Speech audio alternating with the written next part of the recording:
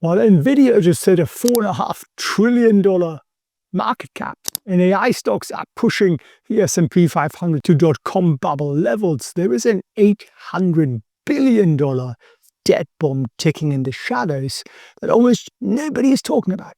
And when it explodes, it could take your entire portfolio with it. Right now, the companies that are supposed to fund the entire AI infrastructure boom are quietly, imploding. Blackstone's private credit fund just hit its lowest level in over 2 years. Blue Owl Capital is falling off a cliff, and the math behind what's happening is absolutely stunning. If you own tech stocks, index funds, or anything tied to the AI boom, you need to understand the circular financing scheme that Wall Street is using to prop up valuations. Because history shows us exactly what happens when vendor financing circles collapse, and it's not pretty. My promise to you is that by the end of this video, you'll understand the massive financing gap that nobody can fill, while the world's biggest private credit firms are crashing while AI stocks soar, and most importantly, how to position your portfolio before this all unravels. My name is Felix Prehn. I'm an ex-investment banker who's seen how Wall Street really works from the inside. I've watched these schemes unfold before. I started investing during the dot-com bubble. That didn't turn out too well. The pattern is always the same. I'm also the founder of the Goat Academy, where we have over 20,000 students, and the co-founder of TradeVision.io, where we give you guys access to the news and the data that Wall Street has access to. But right now, Wall Street is running one of the most elaborate financing circles I've ever seen. And look, this is not theoretical. We're talking about companies like Oracle announcing $300 billion deals they literally cannot afford to pay. And the private credit industry that's supposed to bridge an $800 billion, maybe even a $1.5 trillion funding gap, well, it's actually collapsing. So it's the kind of situation where retail investors get absolutely destroyed if they don't see it coming. So let's break down exactly what's happening, because the math is just staggering. What's actually happening in the AI industry right now is this. And I want you to really understand this. Write this down because it's critical. Let's say OpenAI needs computing power to train its AI models. They go to Oracle and they sign a massive $300 billion deal over 5 years. Sounds great, right? Oracle's stock jumped 43% when they announced it. But here's the problem. Oracle doesn't actually have $300 billion sitting around. They have a debt-to-equity ratio of 500%, so they have 5 times more debt than equity. Compare that to, say, Amazon, it's 50%, Microsoft 30%, Meta and Google are even lower. So what does Oracle do? They go to Nvidia and they say, we need $300 billion worth of chips and infrastructure. Nvidia sells them the equipment. Then Nvidia turns around and invests or provides vendor financing to, you guessed it, OpenAI and other AI companies. It's money going around in a circle. OpenAI sends money to Oracle. Oracle sends money to Nvidia. Nvidia sends the money back to OpenAI. JP Morgan calls it the infinite money glitch. Goldman Sachs' head of Delta One Trading calls it an increasingly grotesque vendor financing circle jerk.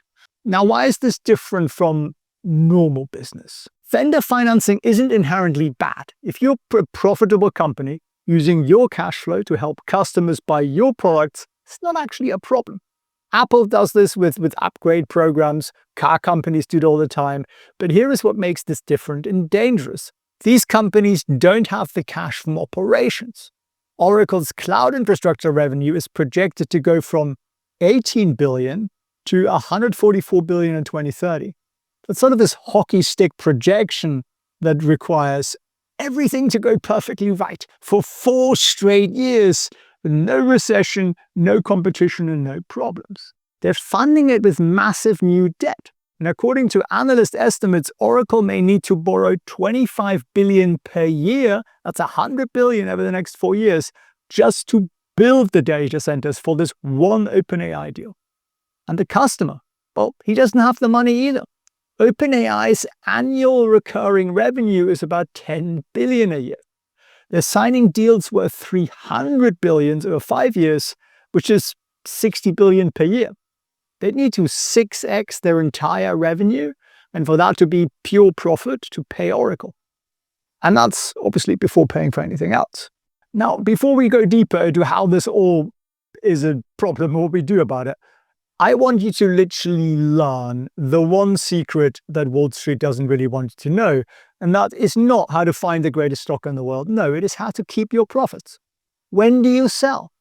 When you're in a bull market like this, at some point, you got to take profits on your stocks. And it's not some random percentage, it's a little bit more elaborate than that. And I'm going to teach you that if you wish to learn it. And it's going to be next week. It's going to be live at felixprehn.com/training. And you can get your pause on that free training live. There'll be no replays. You've got to show up. And it's about understanding how Wall Street decides when to sell. Because the worst thing you can do is have this big, beautiful paper profit in your portfolio and then watch it collapse as the market might tank. So that'll never happen to you again if you join me for free at felixprehn.com/training. So let me give you the numbers, and I want you to really let this sink in. According to Morgan Stanley, the total global data center spend through to 2028 will be about 2.9 trillion. And they break this down.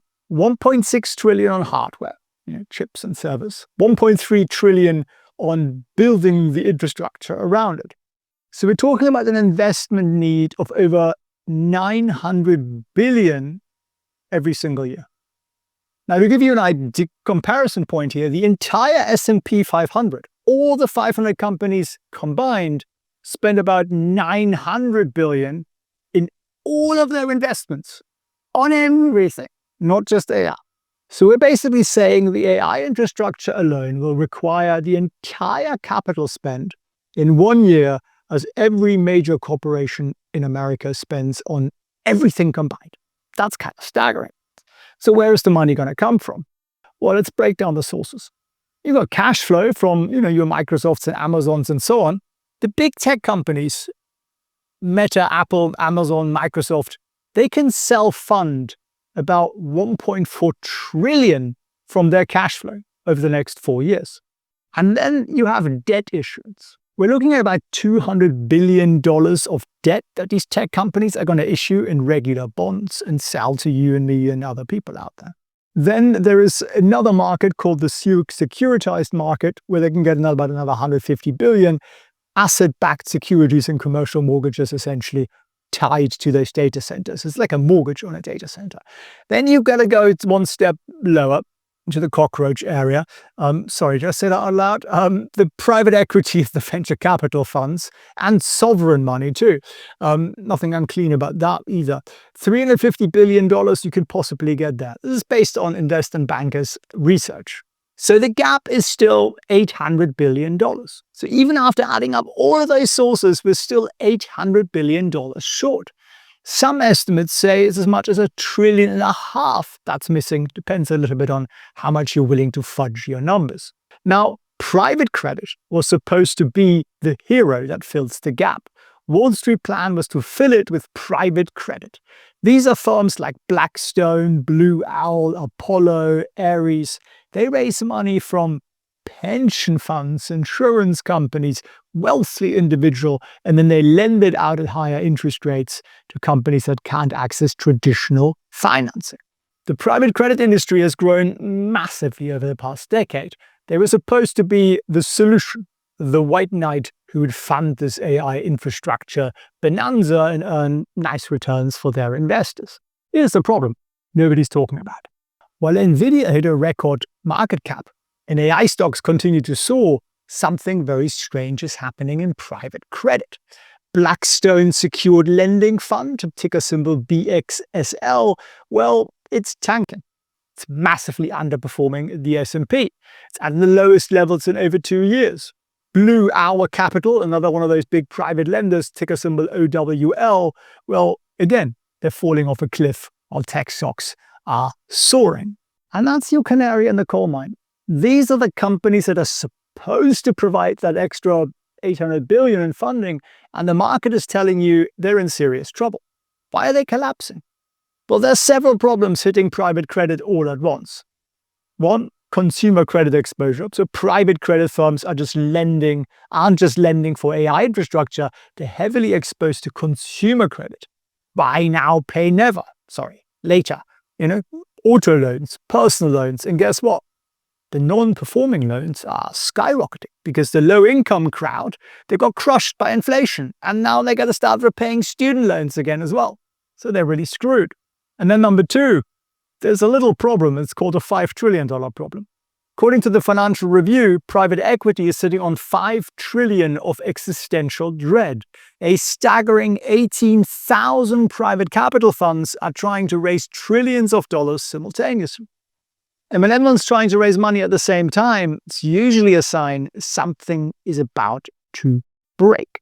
The problem is that they promised very high interest rates, high returns from high interest loans. And they're not materializing as expected because default rates are rising. Refinancing is becoming difficult with higher interest rates and the whole model is just under stress. So what does it mean for you? Well, if private credit can't fill that 800 billion gap, one of three things has to happen. Option A, AI spending gets cut dramatically. Companies slash their projections, data centers don't get built, and the entire AI infrastructure boom slows down. What happens to Nvidia's 4 trillion market cap if spending drops like 30 to 40%? Well, you do the maths. Option B, hyperscalers. So your Microsoft, your Amazons, they take on massive debt themselves. So they start leveraging up their balance sheet like Oracle did. This would be unprecedented and risky because remember, Oracle has like 500% debt to equity ratio. The hyperscaler go down that route. What happens when the next recession hits? Problematic for the Max 7. The third option, the government steps in. Massive government subsidies and guarantees to keep the AI boom going. And this could work, but it creates a huge moral hazard for taxpayers and risk for taxpayers. So none of these options are really very bullish for your portfolio in the traditional sense. Option A crashes tech stocks. Option B creates massive leverage risk. And option C might keep things inflated for longer, but it creates a huge systematic risk. But we've seen this movie before. Go back to 1998. The internet was revolutionizing everything. Companies like Global Crossing were building massive fiber optic networks across the world. The stock soared. Everyone knew the internet was the future. And you know what? They were right. The internet was the future. But Global Crossing still went bankrupt in 2002. Why? Because they built too much, too fast, funded with too much debt before the revenue could possibly catch up.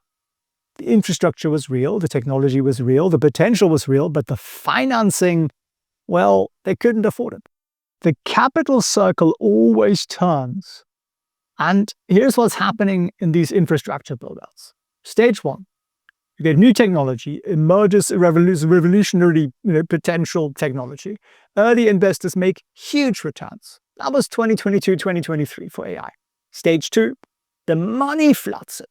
Returns look so good, everybody pouts, and spending accelerates, valuation soar. That's right now, by the way.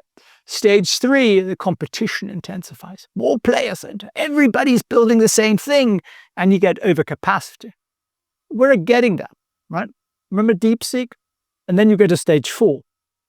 The promised returns, well, they collapse because we have too much supply, not enough demand, prices fall, debt comes due, and the weakest players fail. That's the next step.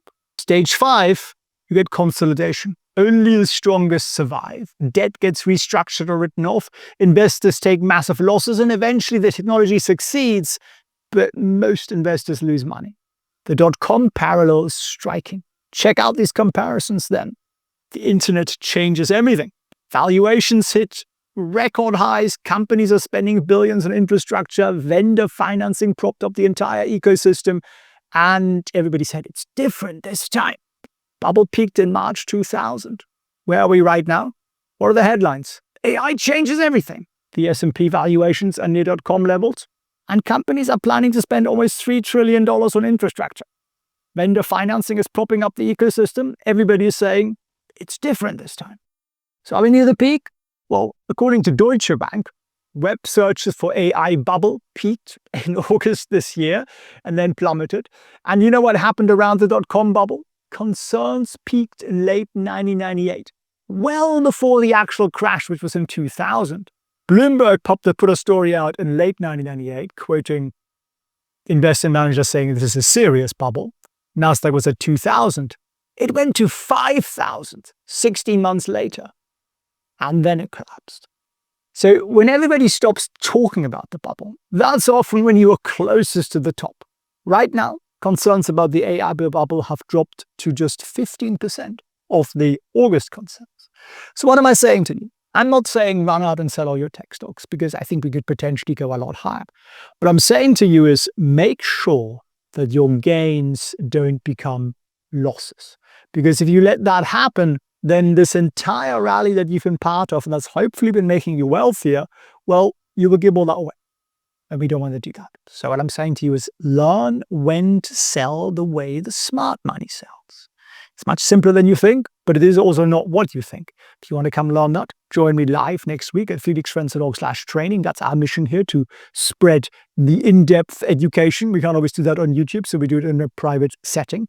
And I want you to grab yourself a seat for that. And the second thing you might want to do is stay abreast of the AI news. How do you do that? Sign up to Trade Vision. There's a link down below. You make a watch list with all the AI stocks. I think we've already done it for you. And you just turn on a little thing which says, get me news notifications. We will send you news pop-up notifications on your phone, only relevant to your stocks, the ones you select, and only the news that actually move the market. We don't give you all the noise. We don't give you the general gibber. We don't give you all the woke bollocks that doesn't affect your stock prices. So you no longer have to read financial news, watch CNBC or any of the other dross out there. You will just be informed. And there's a free trial for that down there as well. It's a free week after that. I think it's $19 a month or something. It's insanely cheap. And there's a ton of stuff extra in there. So if you got some value out of this, share it with a friend. Because I tell you what, people weren't listening in 1998 and 1999 and in 2000. They're not listening now. So let's change that. If you have a 401k, a savings account, stocks, bonds, or even just cash sitting in the bank, what I'm about to reveal about America's debt crisis could either protect your wealth, well, or leave you pretty devastated, potentially by 2026. According to US Treasury data, just released a few days ago, America's national debt just hit about $37.5 trillion.